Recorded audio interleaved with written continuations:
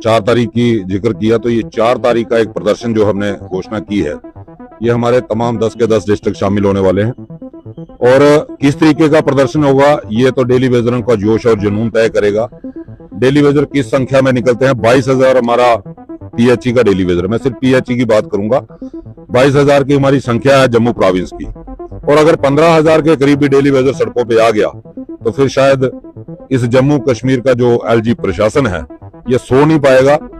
फिर ये सेक्टर में बैठे नहीं रह सकते, इनको यहाँ सड़कों पे आना पड़ेगा डेली वेजरों के पास। ये अब डेली वेजर को तय करना है, क्योंकि जहां तक मुझे लगता है कि 15 मार्च के आसपास जो है कोड ऑफ कंडक्ट जो है वो लागू हो जाएगा। ये शायद आखिरी हमारा बड़ा प्रदर्शन होगा, उसके बाद ना प्रदर्शन होंगे ना उसका प्रदर्शन का कोई बेनिफिट होने वाला है। इसलिए मैं तमाम डेली वेजरों से ये रिक्वेस्ट करूंगा आपके चैनल के माध्यम से कि ये आपके पास आखिरी मौका है। हम लोग 614 दिनों से धरना प्रदर्शन कर रहे हैं। जो डिस्ट्रिक्टों से आने वाले लोग हैं उनको हमने 4 अक्टूबर को लास्ट टाइम बुलाया था, उनको हम 4 या 5 महीने के बाद बुला रहे हैं।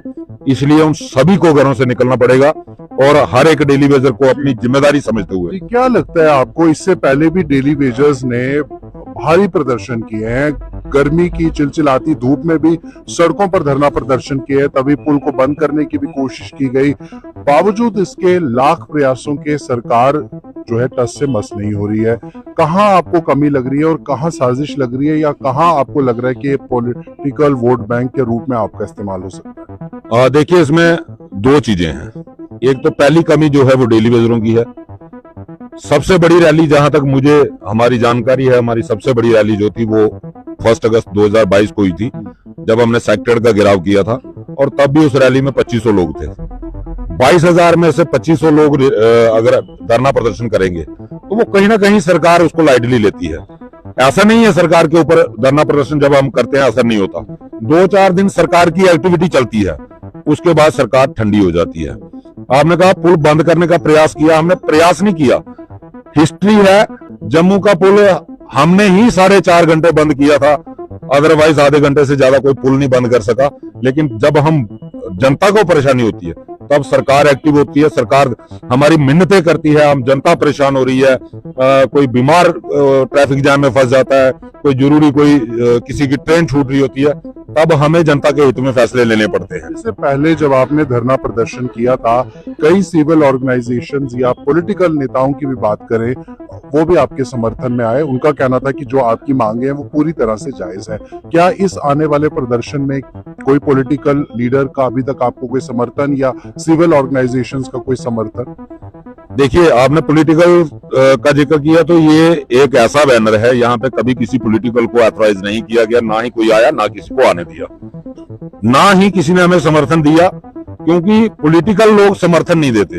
भाजपा का तो समर्थन है। भाजपा के प्रेसिडेंट की बात करें, रविंद्र रैना कहते हैं, इस बात से उन्होंने नकारा नहीं है कि आपकी जो डिमांडें हैं वो जायज नहीं है। फिर किस तरह से आप डिमांडें सबने जायज कहा, चाहे वो भाजपा हो या पुरानी सरकारें हो, सबने डिमांडों को जायज ही माना है। यहाँ तक कि हमारे एलजी साहब ने भी डिमांडों को जायज माना है, लेकिन किया किसी ने नहीं। सबने अपनी अपनी रोटियां सेकी, और भाजपा का हमें समर्थन नहीं है, ये मैं क्लियर कर दूं। अगर भाजपा का समर्थन होता तो भाजपा के जितने भी नेता है वो अपनी कुर्सियां छोड़ के हमारे साथ बैठे होते। वो रूलिंग में बैठे हैं, और रूलिंग में बैठ के समर्थन नहीं चाहिए, फैसला चाहिए। अगर किसी को देना है तो वो फैसला दे, समर्थन नहीं चाहिए। रूलिंग पार्टी जिसके पास सारा खजाना है वो हमें समर्थन दे रही है, क्यों चाहिए समर्थन उसका? कौन सा समर्थन? क्या होता है समर्थन? जब आपके पास स्टोर की चाबी आपके पास है, आप मुझे कह रहे हो मैं आपको समर्थन देता हूं, मेरे स्टोर में सीमेंट पड़ा है, मैं एक बैग दे दूंगा आपको, यार क्या बात करते हो? ये समर्थन नहीं होता, ये गुमराह करने वाली सियासत है, ये हमें नहीं चाहिए। समर्थन देना है, ठीक है, आपकी पार्टी आपकी बात नहीं सुन रही, आपकी सरकार आपकी बात नहीं सुन रही, अगर हमारे समर्थन में हो, छोड़ो कुर्सियां, रिजाइन करो, आ जाओ उसमें, फिर हम मानेंगे कि भाजपा ने हमें समर्थन दिया। क्योंकि आपका कहना था, इससे पहले भी पूर्व में जो आपने इंटरव्यू दिया, आपका कहना था कि भारी तादाद में डेली वेजर है, और ऐसे में अगर डेली वेजर्स की बातों को सुना नहीं जाएगा या उस पर किसी भी तरह का कोई पॉजिटिव संज्ञान नहीं लिया जाएगा, तो आने वाले चुनावों में भारी जो घाटा है वो बीजेपी को हो सकता है। क्या लगता है आपको कि ये चेतावनी किसी तरह का कोई काम नहीं कर रही? देखिए, अगर घाटा मेरे आइडिया से तो घाटा होगा। 60,000 परिवार हैं, अगर आप 5 के भी हिसाब से चलो तो 3 लाख वोटों का घाटा तो होगा। हाँ, जिस डेली वेजर का जमीर मर चुका होगा, जिसको अपने बच्चों की एजुकेशन से ज्यादा भाजपा से हमदर्दी होगी, या बिल्कुल ही उसने चमचागिरी करना एक्सेप्ट कर लिया होगा, अंधभक्ति करना एक्सेप्ट कर लिया होगा, वही भाजपा को वोट दे सकता है। वरना बिना रेगुलाइजेशन पॉलिसी के डेली वेजर भाजपा को वोट नहीं दे सकता। अगर उसका जमीन ही मर चुका होगा तो फिर मैं कुछ कह नहीं सकता। वहीं हाल ही में हमने देखा कि जुगल किशोर शर्मा जी भी जो है प्रधानमंत्री मोदी के साथ स्टेज जो है वो शेयर करते हुए नजर आए जब जम्मू में उनका दौरा था 20 तारीख को। क्या लगता है आपको कि किसी भी तरह का जो कार्य होता है, आपने कहा कि एमपी जी ने चुन के भेजा जाता है, तो क्या लगता है आपको, क्या एक कम्युनिकेशन गैप है प्रधानमंत्री मोदी के बीच में और आपके बीच में? क्या ये नुमाइंदे सही तरीके से अपना कार्य नहीं कर रहे, जबकि मंच भी साझा करते हैं? जाहिर सी बात है एमपी हैं, डरते हैं उनसे कि वो कुर्सी छीन लेंगे। ऐसा नहीं है कि जुगल जी ने अपना काम निभाया नहीं, बड़ा बखूबी, मैं कहता हूं कि अप्रिशिएट करता हूं कि उन्होंने अपना काम बखूबी निभाया है। हमने एक बार उनको सिर्फ फोन पे बात हुई थी कि हमारा मुद्दा पार्लियामेंट में रखो, हालांकि डायरेक्ट मिल नहीं पाए उनसे, तो उन्होंने मुझे कहा कि आप मेमोरेंडम बना के मेरे घर पे छोड़ाओ, मैं इस वक्त कटरा में हूं, तो आप मेमोरेंडम दिया ना, परसों हमारा सेशन लग रहा है, मैं बात करूंगा। और मेमोरेंडम में उनके घर पे छोड़ाया और ठीक उन्होंने जिस दिन पार्लियामेंट सेशन लगा उसमें हमारी बात की।